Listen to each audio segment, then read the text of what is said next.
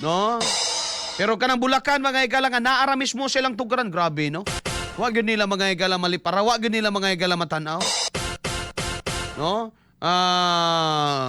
Wa gyud mga higala nila kinahanglan pa nga mo viral pa, mo post pa ang mga tao nga bumaba kayo sa Hagonoy. Karon na sayra na mga higala ni PBBM o say rason sa baha. No? Paminaw na to siya. XFM Katropa.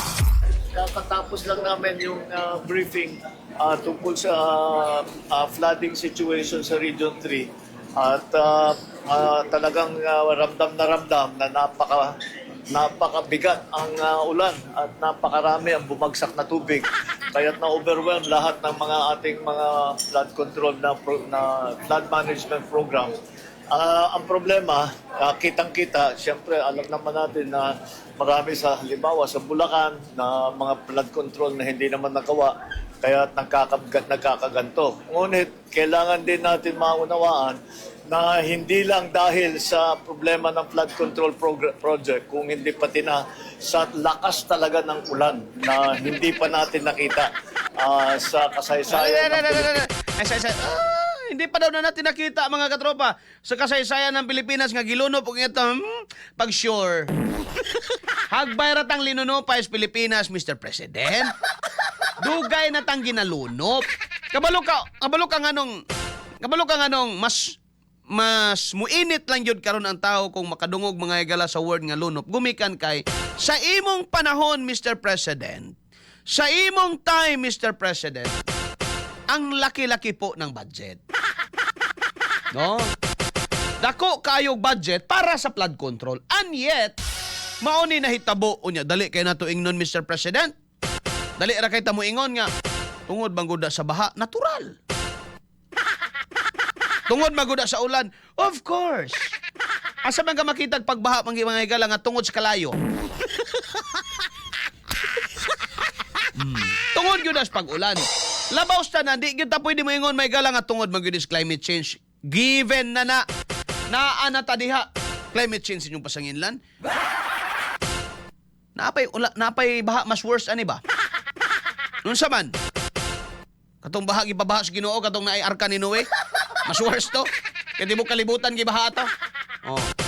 Now, if you're going to compare mga higala sa mga nakalabayng baha sa kaniadto, okay lang man sa una o may flood control projects.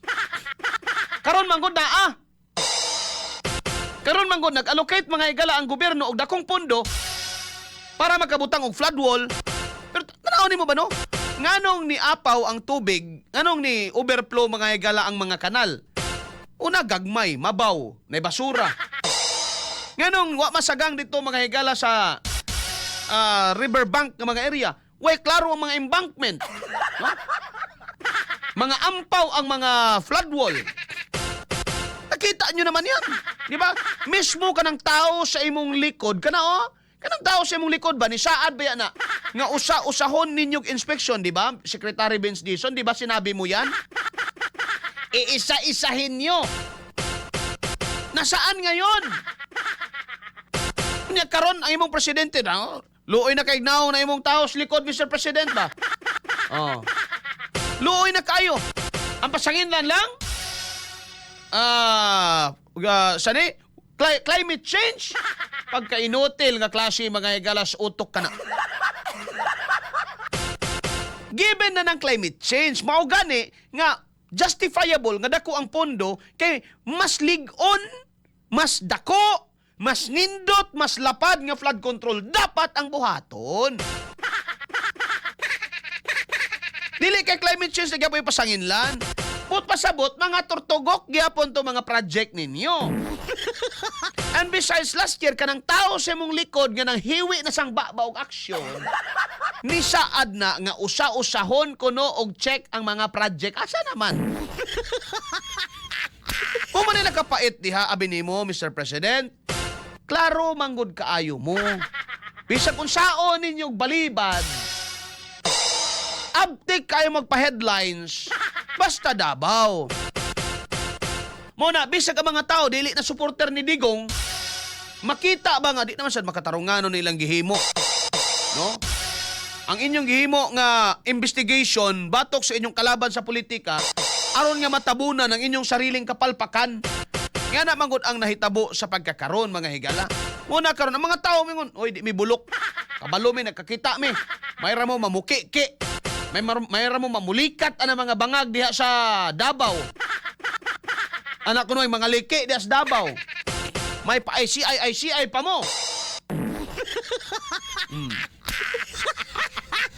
Dili na nato pwede irason na mga higala nga unsa ni kana bang climate change ngano man naanata diha mga igsoon pwede daytang mo palpak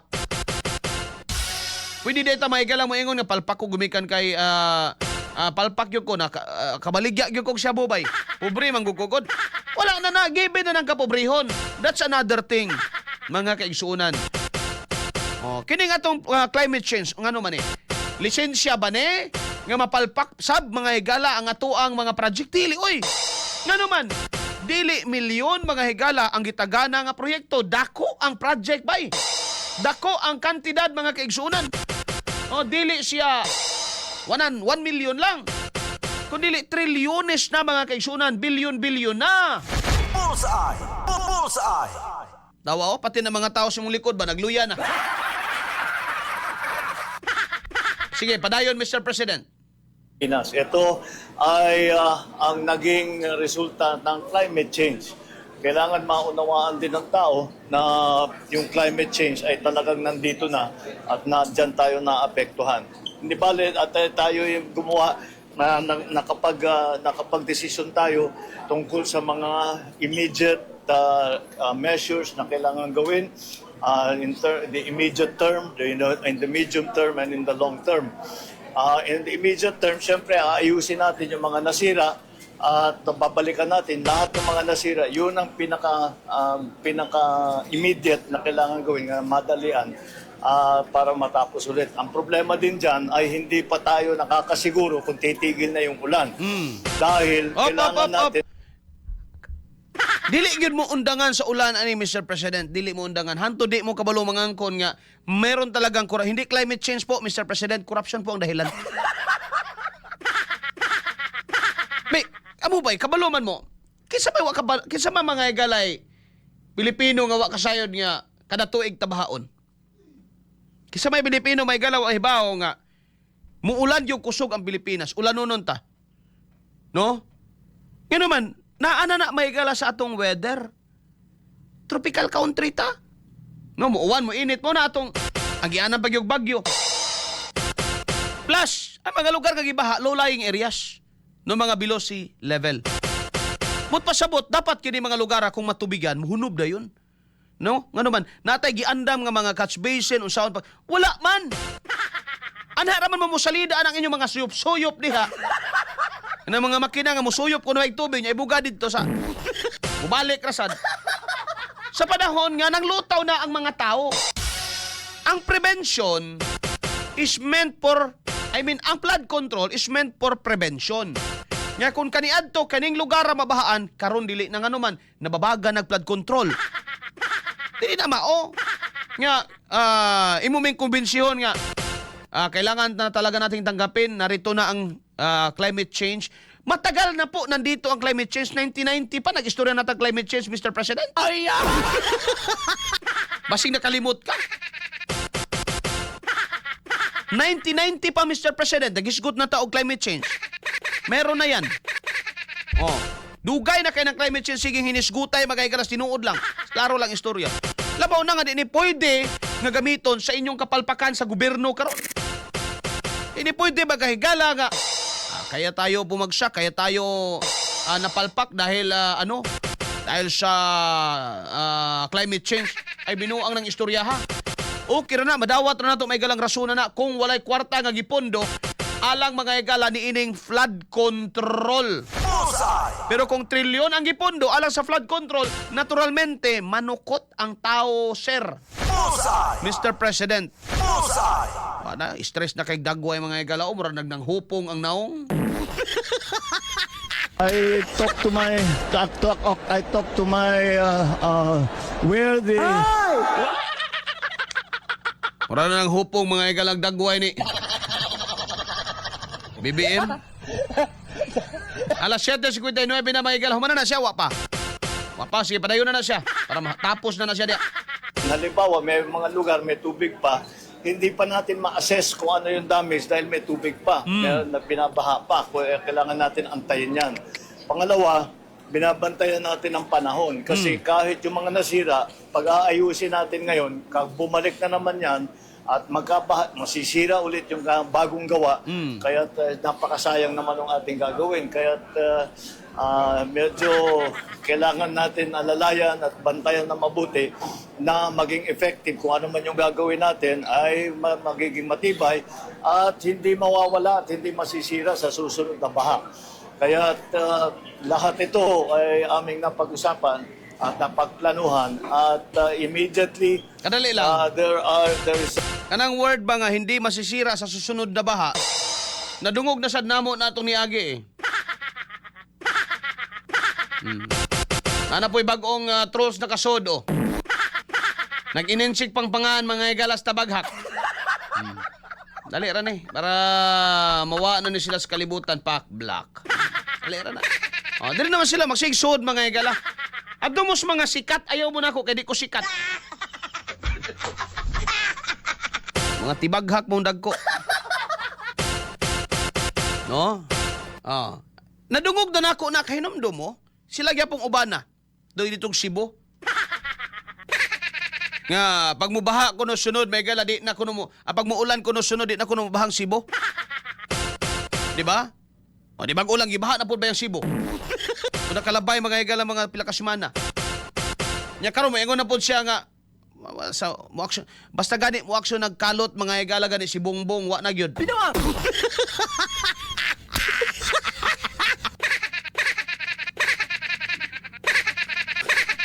Kani mga dagway ni Staro nga pang dagway man is naglibog unsaon ng Pilipinas.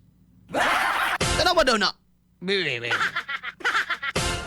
Dagway ba ni mga igalas kahibaw asa dado ng Pilipinas unsay direksyon ani? Dagway ni mga igalas wa na mahibaw unsay buhaton. Tanawa daw na naong ni BBM bay. Sige daw. Yan ba ang mukha ng may alam?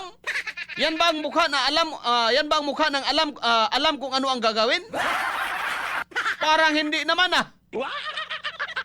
Parang mukha naman yan ng hindi malaman kung saan patungo.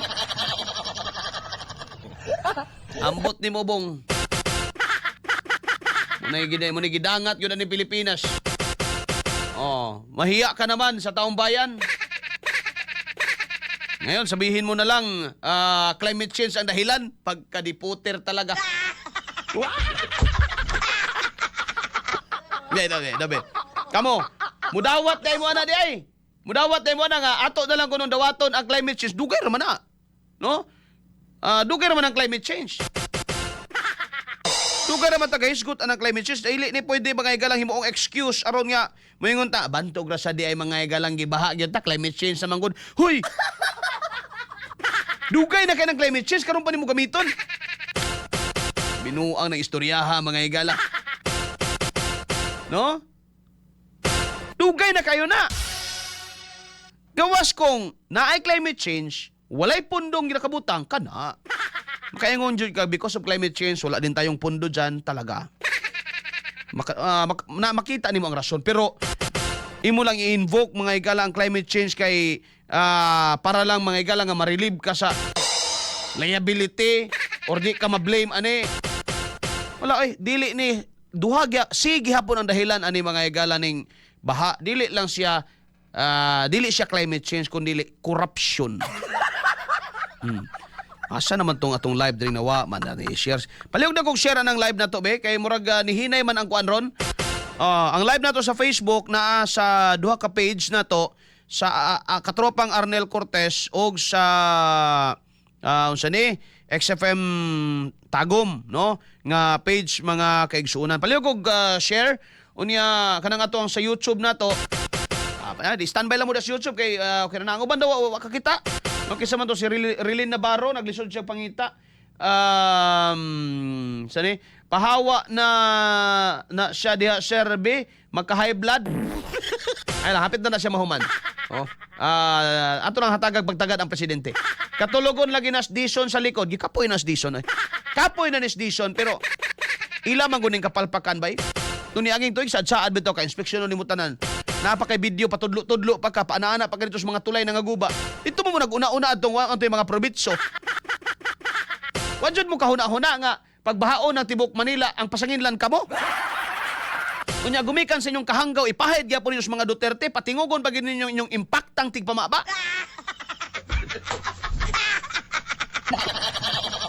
Diba?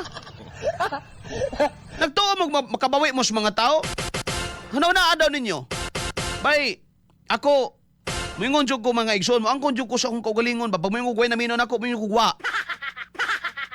Honest gyud kay ko mga higala when it comes to numbers. For example, moingon ka karon, pili na mangutana ka nako, pili na minaw nimo katropang Arnel, gamay ra. Ngano man? Pila ra na minaw nako ron pinaagi sa radyo, di na ko maihap. Nga kay di wa koy insaktong number. No? Kay may manag Facebook live nga naay mubutang numero. No? Pag may kag YouTube katropang Arnel, pila ka buok ka ha? Naa sa mga 698. Nga naman, makaingon man ka, may gibutang dira sa YouTube, yun siya 698 watching now. 700, duga nga nagduha. How about Facebook? 45. Mutugan kong tinuod. Nagi din naminaw. No, at least sigurado ko nga ang naminaw ako, dili akong teknisyan lang. Maot kayo na may galag kami na lang paminaway sa mong kaugalingon, murang napugos na lang. At least naamo diha. Pila na lang katropang Arnel, ay tulo na wa, 697 na lang. Mo na range kibali ba? Sa Facebook nadugang ag-usa 46 na. No? Pero kani sila bitaw mga higala sa atuang sa atong gobyerno. Kada bang ang ilan na lang yung sarili, ilang ilaro no. Nandito naman dito sila kailad sa uban. Muna mamutang na lang sila mga trolls mga higala nga mudayeg nila. Tanawa ra gud ang mga post mga higala nga post gani sa nilang BBM ug sa gobyerno may gala nga naay mga heart. Pagka naay heart, tanawa dahil nakisig heart. Di ba taga Vietnam na? Kundi taga Vietnam may gala, Amerikano ang apelido ana. Ngano'y nga naman. Kinahanglan pa, grabe naman nagailad sa kaugalingon may gala. Kung wala gyud nakagusto ninyo, pamahawa na lang mo di oy. Hawa dia.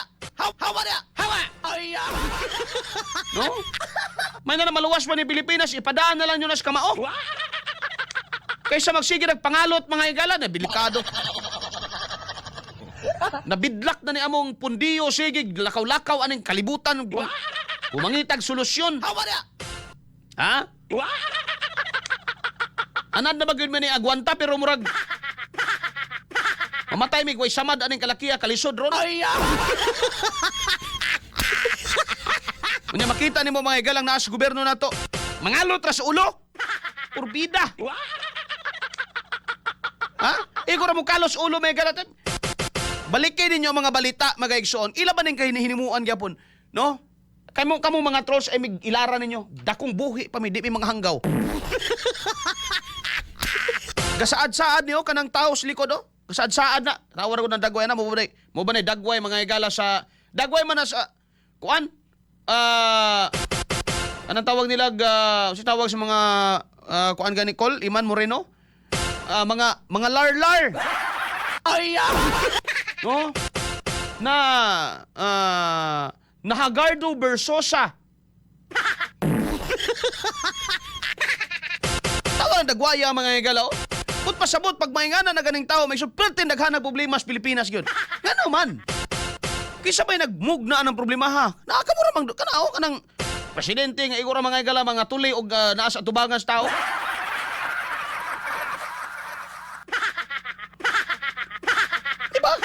Mao ba nay naong may gala sa naay direksyon ng Pilipinas dili oy? Una. Ilaro na lang ilang kaugalingon. Nga trabaho kunuhay. Pag mayon kag working ka mga higala, di pwede nga taman ras papel. Pag mayon ka nga working ka, dapat may result. Paano ngayon? Working ka naman pala. Bakit wala tayong result? Bakit ang result natin baha pa rin?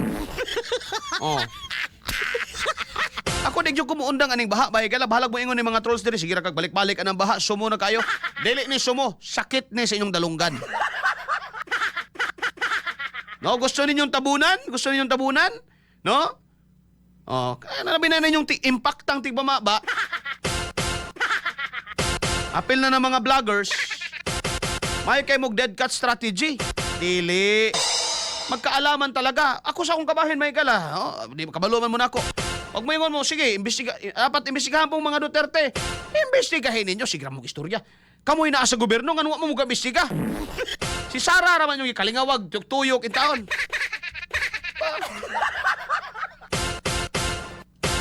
Ano, kami ba kalampago ninyo, mga igala, panunit na ako, ang kurman, mga igala. Mo-comment ka diya, imbestigahan si Sara Duterte. Nga no, maka-imbestiga dahi ko. Trabaho dahi na ako, dili man. Ang kurman raman ko diri. Kamo ang nas gobyerno, kani mga tawhana, kung tinuod sila mga igala, kahibaw sila, nasada na mga Duterte, dapat dukay na nila mga igalang gi-imbestigahan sa ingana nga butang. Pero walang gihimo, baga kayo, so, sa pinakauna nilang gihimo, kabalugin sila. Bright man po ni, pero maro lang. Kanang bright nga maro, may galang tawag na marama. Binawa!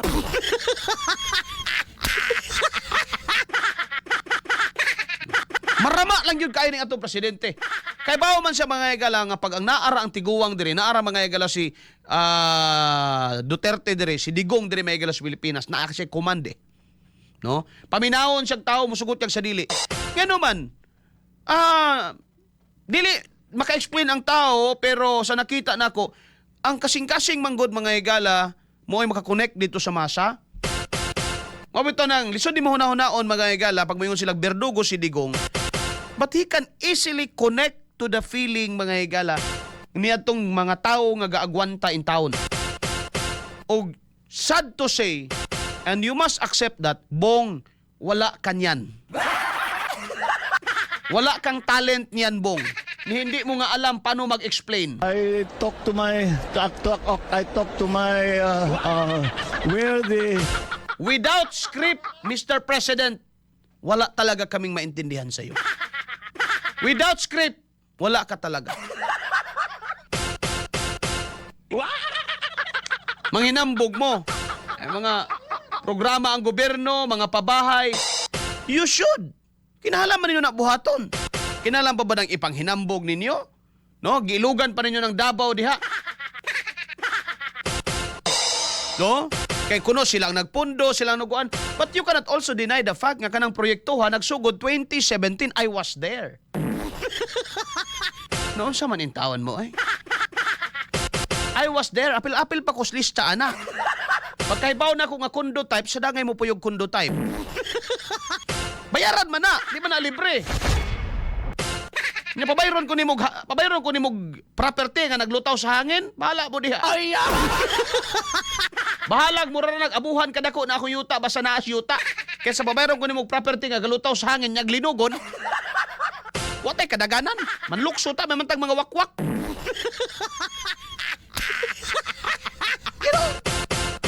No?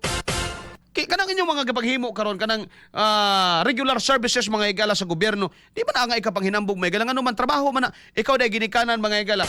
Manghinambog day ka gapakaon ka sa imong anak. Kinana day mo ipangalandakan sa tibok kalibutan nga gipinakain ko ang anak ko ng masarap na fried chicken. Hindi naman kailangan yan. Bakit? Obligasyon mo yan eh. That is your obligation as a parent. Mga igala, to provide food sustenance para sa imuhang mga sa imong common children o sa children, mga kaigsunan. Pagpa-eskwela, kinalam ba nga ipangalandakan mo talaga, pinaaral ko yan sa UP. Pinaaral mo nga sa UP, naging NPA naman. Binawa! Ano ba yan? Hindi mo na kailangan ipangalandakan sa buong mundo yan. Bakit? Obligasyon mo yan. Now, pag ang gobyerno nagpagawa ng kalsada, kailangan ba bang sabihin, dahil ito kay BBM, hindi na. Ano man? In the first place, hindi naman niya pera yan eh. Hindi mo pera yan, Mr. President. Pero bakit natin sinisingil? Tagalog na niya, para maintindihan nila. Bakit natin sinisingil, mga katropa, pag may palpak? Simple, because pinagkatiwalaan natin sila, hawak nila ang pera natin, ni-withdraw nila ang pera. Hindi lang 125 million, ang liit nun. 3 Trilyon dito, trilyon doon. Nasaan ngayon? Nasa bulsa ng mga buaya. You need to accept the reality. Kaya nga naman, di mo nadawaton, Mr. President, bahaon pag yun mo na sunod si Mana. Sulayan, ay ayaw ninyong testingi ang Ginoo. Ayaw ninyong testingi mga higala ang kapalaran. Ayaw ninyong testingi ang langit. Kay basin mga higalag mo hilak ka. Lagi. No? Makagaba raman tiguang yun. Lagi. Basin og that will be your nemesis. Ang baha ragyoy imong mutapos nimo. Sigihan pag yun mong baha diha. And whether we like it or not, mga igalawa, pa sila ikasaga. Nga naman, wala, nangapalpak ang flood control. And whether we like it or not, we cannot blame the Duterte for that flood control. Nga naman, simply because, ang pundong pinakadako may galang nahatag na sa 22 to 24. Tagaan ta mo mga igalang figure niya, Manila alone. Tagaan ta mo figure niya, Manila alone may gala. Even Isko Moreno, ginagukod na karon ni Isko Moreno, sila Bini Abante. Lagi! Oh. Now, do you think si Sara gyapoy pangitaon ni mo anak mga igala? When in fact, ang distrito nila Beni Abante nakakuha mga igalag bilyones? Oh, come on. Pa!